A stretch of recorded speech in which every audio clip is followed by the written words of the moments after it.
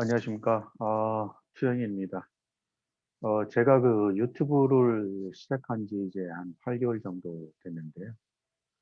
예, 그동안 그 금융시장에서 그 나타났던 그 현상을 보면 제가 그 30년간 경험했던 것들과는 완전히 그 다른 모습이어서 솔직히 최근에 그 많은 그 당혹감을 느끼고 있는 게 사실입니다. 그 8개월째 그 유튜브를 하면서 유튜브의 그 내용을 소개하면서도 이런 그 부분들이 좀 많이 반영이 됐는데요. 사실상 어제 그 제가 그 블로그에 그 금융시장에 그 대변혁이 일어나고 있다. 그래서 그 적응하지 않으면 안 된다라고 그 말씀드린 바 있는데요. 이와 같이 그 저는 그 이러한 그 시장에서 그 도태되지 않기 위해서 지금 많은 그 노력을 하고 있습니다. 이게 사실 그 노력이라는 그 의미는 그 새롭게 나타나는 현상을 그 어떻게 해석하는가 그러고 연결된다고 할 수도 있는데요. 어쩌면 그 주린이 여러분들이 오히려 그 속이 더 편할지도 모르겠습니다. 왜냐하면은 그 이전에 그 배웠던 그 많은 이론과 그 경험들이 그 선입견으로 그 작용해서 지금 일어나고 있는 현상을 그 이해하는데 많은 어려움을 겪고 있는 저와는 그 조금은 그 다른 상황이기 때문입니다. 그 이러한 그 현상 가운데서 그 가장 그 대표적인 것이 그 인플레이션인 것 같고요. 물론 이제 그 인플레이션 발생 원인과 그 금융시장에 미치는 그 영향에 대해서는 그 정도의 차이가 있지만은 그 과거의 그 경험이 그 크게 도움이 됐던 것이 사실입니다.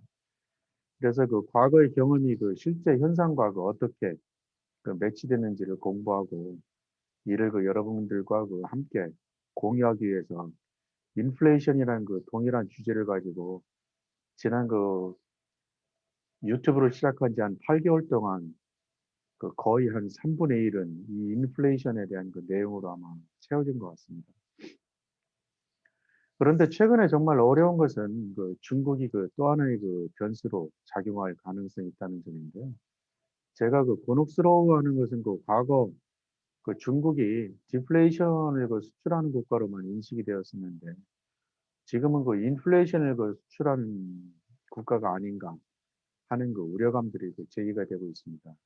사실 제가 오늘 그 영상 타이틀 제목에도 그 적시를 했지만 그 미국 인플레이션에 더해서 그 중국 인플레이션이 더해지면 기본적으로 그 글로벌 인플레이션으로 확산이 되고 이것이 그 현실화될 경우에는 그 금융시장에 미치는 충격은 그 상당히 가늠하기가 좀 어렵기 때문에 이런 그 주제를 잡아봤습니다.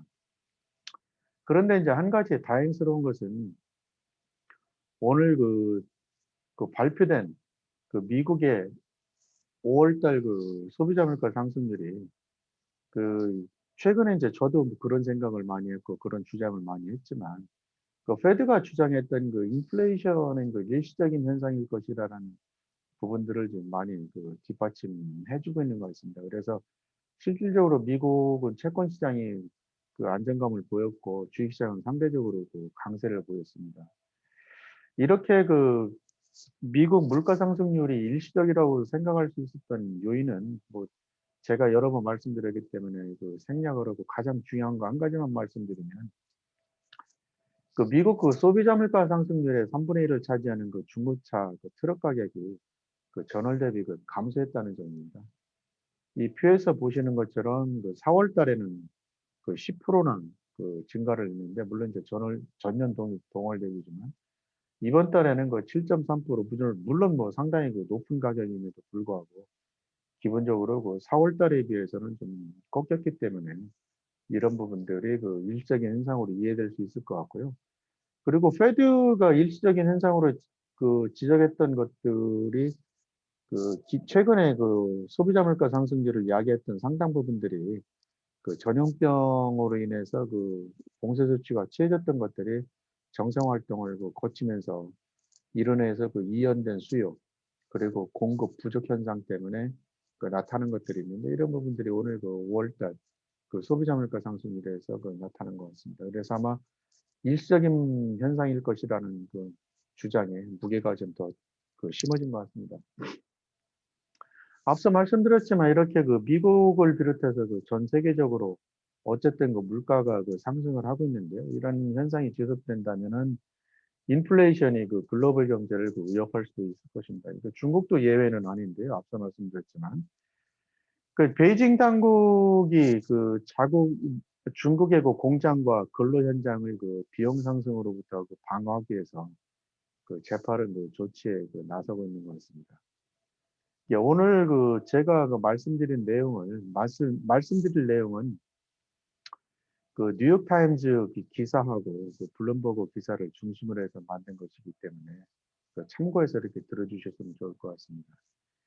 예, 베이징 당국이 앞서 말씀드린 대로 그 중국의 그 공장과 그 근로 현장을 그 비용 상승으로 방어하기 위해서 그 재빠른 조치에 그 나서고 있다고 말씀드렸는데요.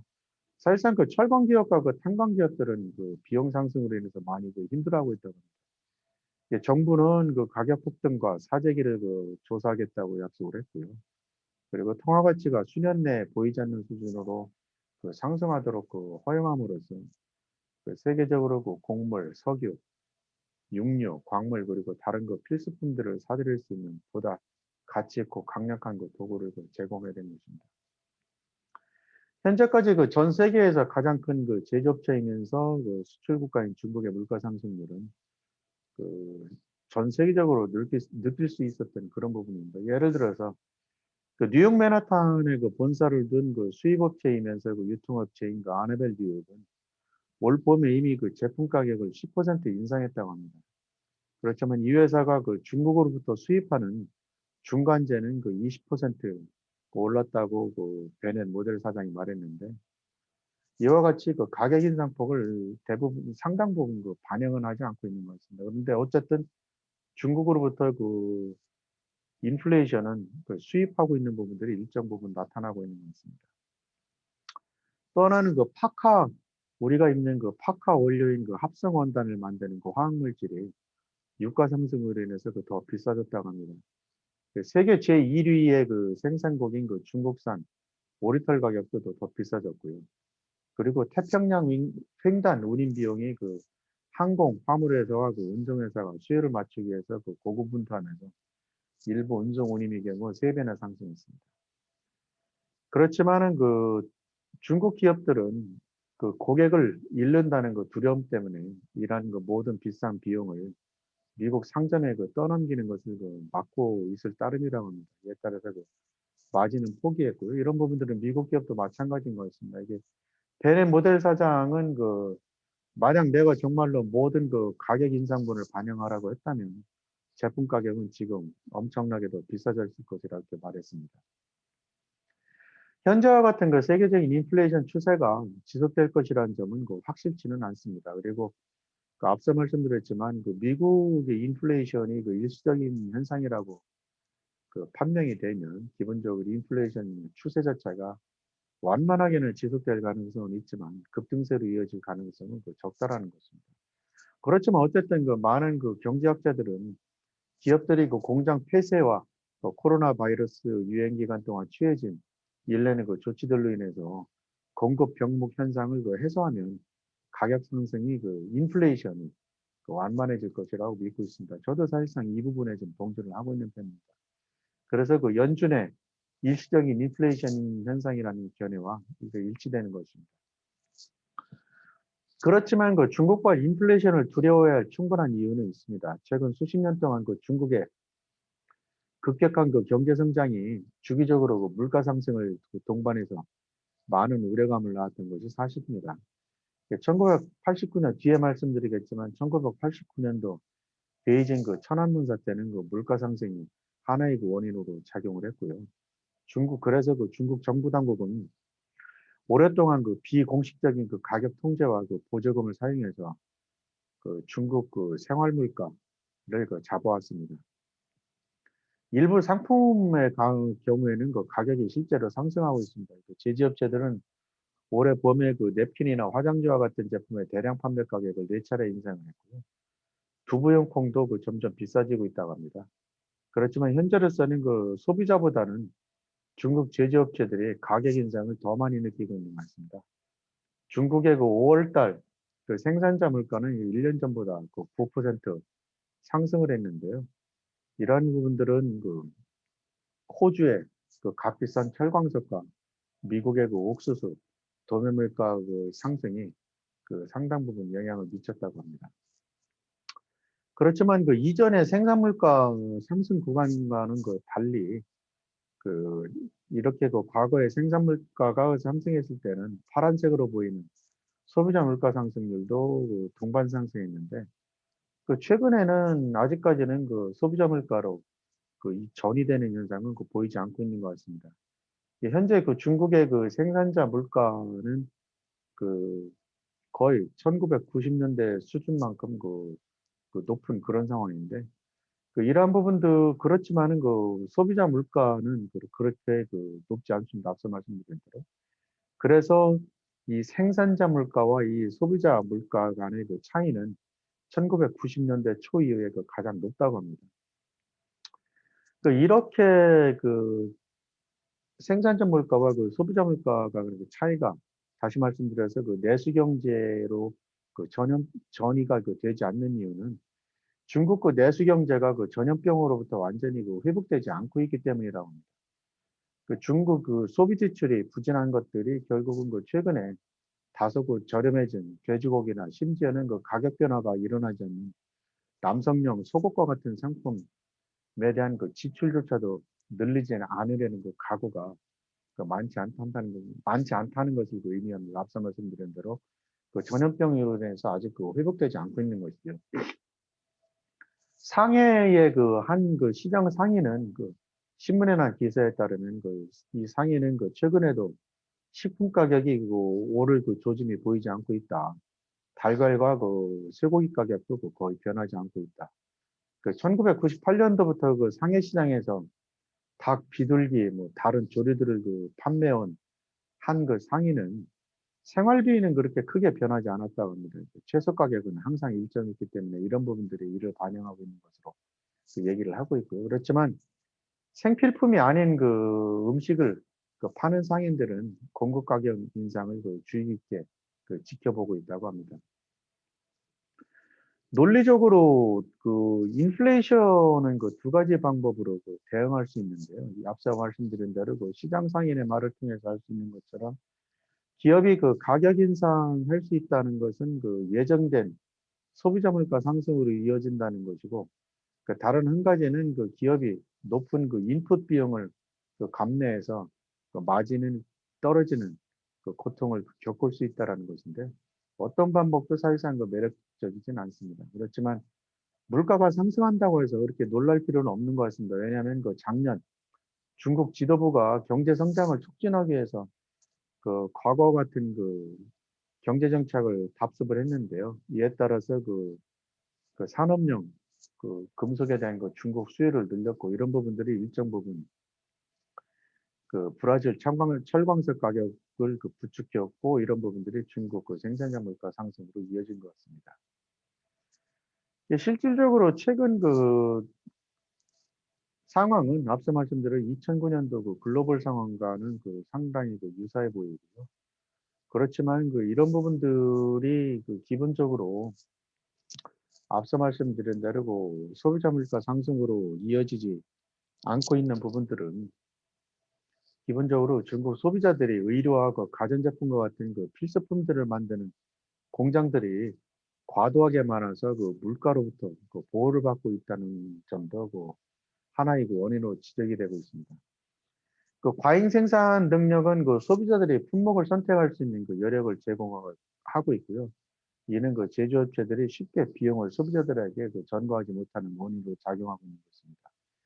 그 중국 그 항생은행의 수석 이코노미스트는 공급망을 보면 그 가격 협상 능력이 떨어지는 기업들이 더 많은 그 비용을 부담하게 될 것이라고 말했습니다. 중국의 경우에는 그 공급망 초기 단계에 있는 기업들은 그 소매상이나 소비자들보다 그 바게닝 파워가 떨어지는 경향이 있다고 합니다. 어쨌든 이런 부분들이 그 인플레이션 그 조짐들이 있는 그 상황에서 그 중국 정부는 어떤 그 대책을 할지 상당히 그 궁금합니다. 한 가지 그 논리적인 방법은 그 지난주에 그 발표했던 것처럼 원자재 투기 행위를 그 단속하는 것입니다. 또 하나는 이미 취해진 조치지만 위안화 가치를 평가 절상하는 것인데요. 이는 수입품 가격을 저렴하게 만들어서 인플레이션을 낮추는 효과가 있습니다. 그래서 또한 중국으로의 자금과 제품, 커머디티를 끌어들이는 장점도 있는데요. 앞서 말씀드린 생산자 물가, 중국의 커머디티 수입 수요 이런 부분들이 이것에 기인한 것으로 보입니다. 어쨌든 이런 측면에서 위안화의 흐름을 보면 작년에 위안화의 가치 상승은 정말 드라마틱한 한 해였다고 할 수 있겠습니다. 예, 리서치 회사인 가베칼 리서치사가 제시한 그래프에서 보시는 것처럼 글로벌 경제 상황은 아직까지는 여전히 불안정하고 불확실하지만 위안화 가치가 작년에 꾸준하게 상승했던 것입니다. 1년 전에는 1달러당 위안화가 7.1이었는데 지금은 6.4입니다. 연초 이후에 2.2% 상승했고요. 위안화가 계속 가치 절상이 이루어지고 있습니다. 사실상 그동안 위안화 가치는 오랫동안 정치적인 이슈였는데요. 지난 수년간 미국 의회하고 정부 관리들은 중국이 불공정하게 위안화 약세를 용인하고 있어서 수출 경쟁력을 높였다고 비난했는데 앞서 말씀드린 대로 이번에는 중국이 위안화 강세를 용인한 것입니다. 예, 미국은 전염병 위기를 극복하기 위해서 많은 돈을 빌려서 국채를 발행하고 이를 구제 비용으로 사용했는데 그래서 달러가 위안화뿐만 아니라 유로화를 비롯한 많은 상대국 통화에 비해 약세를 보였습니다. 그런데 일부 전문가들은 이러한 위안화 강세는 중국 경제의 건전성 때문이라고 주장하기도 합니다. 그리고 미국은 앞서 말씀드린 대로 너무 많은 달러를 공급해서 약세를 보이고 있다는 것이고요. 어쨌든 위안화 가치는 지속적으로 상승 가능성은 좀 있어 보입니다. 그렇지만 통화 가치 강세는 약점도 있습니다. 앞서 말씀드린 대로 수출 경쟁력을 떨어뜨리는 것이고요. 그렇지만 전 세계적으로 중국 제품을 수입해서 어쨌든 행복해하고 있습니다. 그럼에도 불구하고 중국 인민은행은 앞서 말씀드린 대로 위안화 절상은 용인은 하지만 이러한 강세가 일방 통행은 아니라고 강력하게 경고함으로써 투기적인 행위를 차단하려고 애쓰고 있습니다. 한편 위안화 강세는 미국에서 제품 가격을 상승시켜서 물가 압력을 가할 수 있습니다. 이 일부분들이 앞서 말씀드린 중국발 인플레이션 가능성인데요. 미국 노동통계국의 평균 중국 수입품 가격 지수를 보면 2018년부터 전염병 위기가 시작되기 전인 작년 3월 달까지 약 2% 정도 하락한 것으로 나타났습니다. 그런데 작년 11월 이후에 2% 다시 상승했습니다. 이에 따라서 중국이 인플레이션을 수출하고 있다는 주장이 끊임없이 제기가 되고 있는 거고요. 위안화 관점에서는 명확하지는 않지만 달러 관점에서는 어느 정도 영향을 받기 시작한 것이 아니냐 이런 것들이 주장되고 있습니다. 그래서 인위적으로 위안화 약세를 용인하고 저렴한 노동력을 바탕으로 전 세계적으로 디플레이션을 수출했던 1990년도, 2000년도와는 완전히 다른 상황이 전개될 가능성도 있다. 이런 우려감들이 제기되고 있습니다. 즉 인플레이션을 수출할 수 있다는 의미로도 해석할 수 있는 것인데요. 그렇다면 앞서 말씀드린 대로 중국 정부가 이런 상황을 종합적으로 관리할 수 있는 스탠스는 무엇인지 실질적으로 이러한 스탠스를 알 수 있는 방법은 없을까? 이 부분에 대한 궁금증이 있는데요. 이미 아시는 분들도 계실지는 모르겠는데 중국 지도부의 성장 과정을 보면은 어느 정도 이러한 부분들은 짐작할 수 있을 것으로 보입니다. 지금 중국 지도부들은 어린 시절을 모택동 주석 지배하에 지내왔습니다.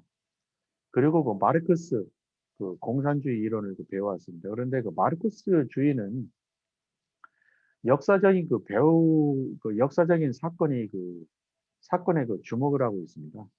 칼 마르크스는 1789년도 그 프랑스 혁명으로 인해서 그 루이 16세가 그 왕권에서 그 왕권을 그 내주고 그 머리까지 그 단조대에 바쳤던 그런 참혹한 현실을 기억을 하고 있는데요. 이 부분들은 그 프랑스 혁명의 그 배경이 됐던 것이 바로 그 급격한 식품 가격 그 인플레이션 그 상승에 있었다는 점에 그 주목을 하고 있습니다. 그 또한 그 중국의 그 테크노크라트들은 1989년에 그 천안문광 사태를 절대 아마 잊지 못할 것입니다. 그래프를 그 보시면은 이 이전에 그 인플레이션이 그 상당 부분 그 올랐다는 것을 그 알 수 있겠습니다.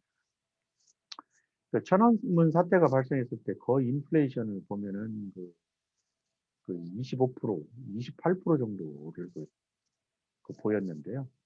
이 역사적인 사건은 이와 같이 그 인플레이션이 그 있었다는 점에 중국 지도부는 그 주목을 하고 있는 것입니다.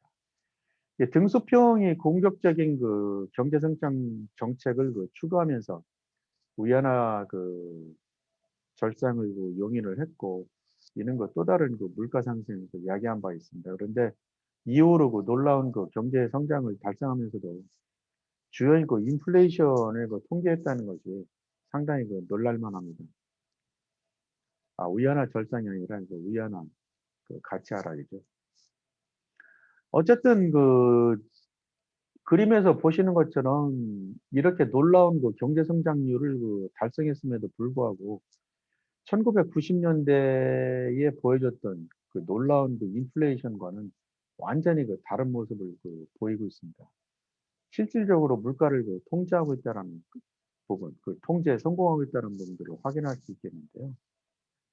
그 실질적으로 그 미국이 그 코로나를 극복하기 위해서 그 취했던 모습이 그 중국과 다른 모습도 확연히 대비가 됩니다. 앞서 말씀드린 대로 이렇게 인플레이션을 그 통제했던 부분들은 바로 또 통화 정책에서 살펴볼 수 있는데요. 전염병 위기 국면에서 그 미국은 그 파란색으로 나타낸 부분들이 그 미국의 그 통화 공급 증가율인데, 전염병 구간에 대응하기 위해서 미국은 급격히 그 통화량을 늘렸지만 오히려 그 중국은 통화량을 좀 줄이고 있습니다. 이런 부분들은 그 서방 세계에 중요한 그 두 가지 메시지를 던져주고 있는데요. 첫 번째는 만약에 그 중국이 물건을 구매하는데 덜 열성적인 국가였다면 글로벌 경제는 그 저성장했을 것이라는 거하고, 한때는 그 디플레이션 그 수출국에서 인플레이션 수출국이 되면은 전 세계 국가들에게 그 추가적인 문제가 될 수 있다는 점을 의미합니다. 다시 말씀드려서 중국은 통화 정책에 있어서 그 다소 그 강한 그 보수성을 보여주고 있다는 점이 이런 그 부분들을 그 상기시킬 수 있는 부분입니다. 인플레이션과 관련돼서 살펴볼 또 하나의 그 변수는 공급 부족으로 인한 그 병목 현상입니다. 만약에 미국과 같이 그 중국이 병목 현상이 그 심하다면 이러한 그 최근의 그 물가 상승은 정말 심각해졌을 겁니다. 그렇다면 그 중국의 병목 현상은 그 병목 현상은 어느 정도일까요? 이를 그 살펴보기 위해서 월간 그 제조업 ISM 지표를 그 사용해 보겠습니다. 도이치뱅크의 그 전략가인 그 알렌 로스키는 중국을 비롯한 그 신흥 국가들이 그 경제 성장에 문제가 있다면 이는 그 최소한 공급망 병목 현상에 그 대한 문제가 덜하다는 것을 그 의미하다고 주장을 하고 있습니다. 러스킨이 작성한 이 그래프는 ISM을 그 기준으로 해서 일반적인 그 병목 현상을 역순으로 만들어서 그 보다 그 직관적으로 이해할 수 있도록 만든 것인데요. 다시 말씀드려서 러스킨은 100에서 그 ISM 그 수치를 그 뺀 그런 그 그래프를 그 만든 것입니다. 그래서 그 수치가 낮을수록 그 심각한 그 병목 현상을 그 보여주는 것이고요. 수치가 높을수록 병목 현상이 덜하다는 것을 알 수 있겠습니다. 이 그림에서 보시는 것처럼 중국은 태국, 인도에서 세 번째로 그 병목 현상이 덜한 국가로 나타나고 있는데요. 결국 이 부분은 그 선진국들에 비해서 병목 현상이 그 덜하다. 그래서 인플레이션 문제도 크지 않다. 거라고 할 수 있겠습니다.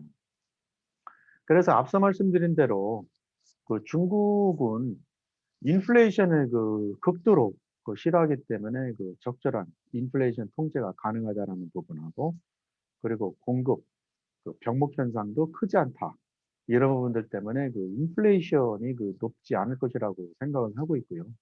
실제 어제 중국 인민은행장도 올해 중국의 물가 성장률은 2% 내에서 통제될 것이라고 말한 것과 같이, 아마 제 생각에 중국이 전 세계적으로 인플레이션을 수출하는 국가는 되지 않을 것이다. 라는 생각을 갖게 되었고요.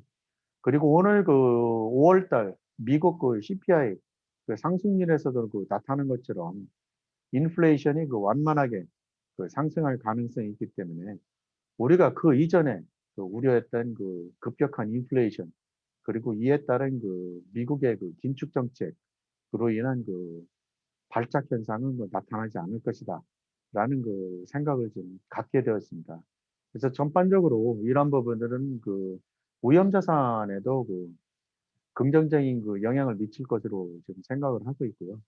계속 말씀드렸지만 완만한 인플레이션 해지 기능이 있는 금 가격에도 긍정적인 영향을 미치고 있기 때문에, 이런 두 가지 투자 자산에 주목하면서 하반기 시장에 대응을 했으면 좋겠습니다. 감사합니다.